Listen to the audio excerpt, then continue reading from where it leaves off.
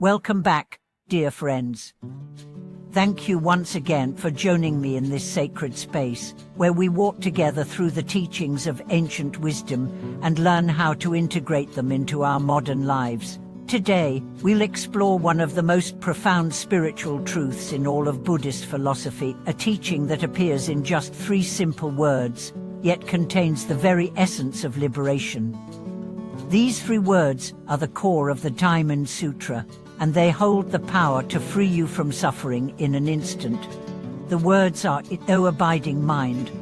Pour, as expressed more poetically in the Diamond Sutra, give rise to the mind that abideth nowhere. At first glance, this may sound abstract, philosophical, or even irrelevant to the day-to-day struggles you face. But I promise you this teaching is not only relevant, it is life-changing, because it addresses the root of all suffering, attachment. Let's begin by understanding what it means to have an abiding mind. In your daily life, what do you cling to? You cling to your identity, your name, your status, your appearance, your memories, your pain, your plans for the future. You cling to relationships, to how others perceive you, to outcomes you desperately want. Your mind abides in these things. It attaches, sticks, clings, and in doing so, it becomes trapped. When someone criticizes you, and you can't stop thinking about it, that's an abiding mind. When something doesn't go the way you planned, and you feel broken or lost, that's an abiding mind. When you compare your life to someone else's and feel unworthy, that's an abiding mind. It's like pouring water into a bowl and then freezing it. The water loses its fluidity. It becomes rigid, breakable. In the same way, when your mind freezes around a thought or emotion, it loses its flexibility. It becomes suffering. But the nature of the mind, like the nature of water, is not to be frozen. It is to be flowing, moving, changing, and free.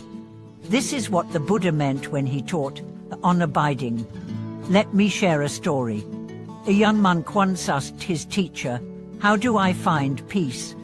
The master said, "Let go." The monk replied, "Of what?"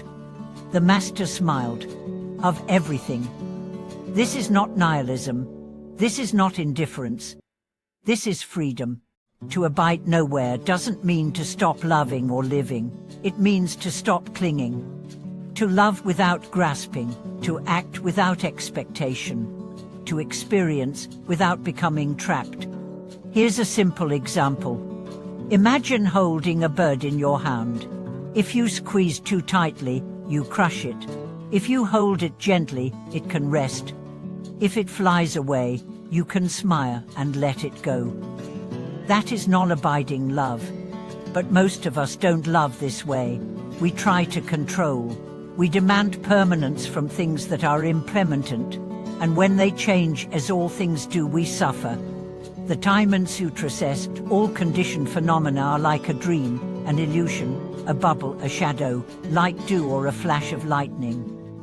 Thus should we view them, not as a rejection of the world, but as a reminder that the world is fluid, ever-changing, not to be possessed.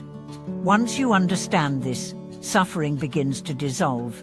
You still live in the world, but the world no longer lives inside your heart like a thorn. You can walk through chaos untouched. You can face insult without reacting. You can lose something you loved and still feel whole. Why? Because your mind is not abiding in the thing. It is abiding in awareness, in presence, in truth.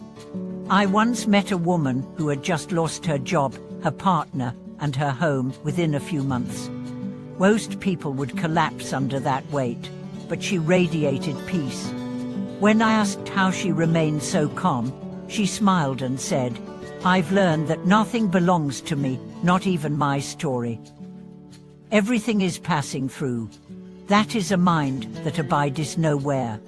Let's talk about practical steps. How can you cultivate this state of mind?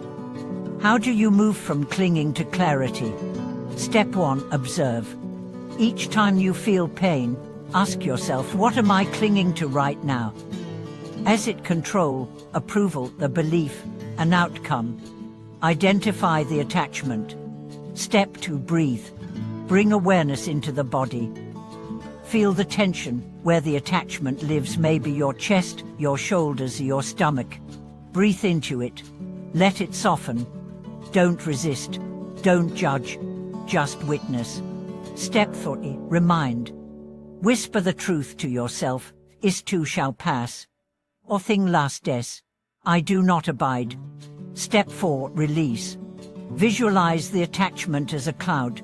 Watch it float away, or as a knot, gently untie it. Or as a flame, watch it extinguish on its own. Step 5, recenter. Return to now, this breath, this moment, this space. Here, nothing is missing. Over time, this becomes your natural state. Not a practice, but a presence. You don't have to let go anymore. You simply stop picking things up. Let me tell you another story. A businessman came to a meditation retreat after experiencing a huge financial loss. He was angry, bitter, blaming everyone. During the retreat, she read the Diamond Sutra. The words "that abide nowhere" struck him like lightning. He realized that for years he had been living in his mind in profits, goals, fears. Never here. He began to sit daily. Not to escape, but to return. Years later, he told me, my company never recovered, but my soul did. And now, even when things go wrong, I remain right here, unfaken. That is real wealth. The power of this teaching lies not in how it sounds, but in how it feels. Try it now. Close your eyes. Think of something that's bothering you, a person, a situation, a fear. Notice how your mind grabs it. Now, whisper gently, I do not abide there. Breathe. Let it go. And return. Do this every day. Eventually, the mind becomes like a mirror, reflecting everything, holding nothing. That's when life becomes lighter. You're still in the world, but the world no longer weighs you down. And when suffering arises, as it surely will, you don't collapse. You smile, you bow, and you say, oh, another cloud passing. This is the wisdom of the Diamond Sutra. Not in theory, but in practice. Not in temples, but in traffic, in arguments, in heartbreak, in joy. A mind that abides nowhere is a mind that belongs everywhere. Thank you for watching this video. If these words resonated with you, I invite you to share in the comments, what are you ready to stop abiding in? Let's support one another in choosing freedom over fear. And if this teaching brought clarity to your heart, please like, subscribe, and tap the bell so we can keep walking this path of awakening together. Until next time, be still, be clear, and may your mind remain ever unbound.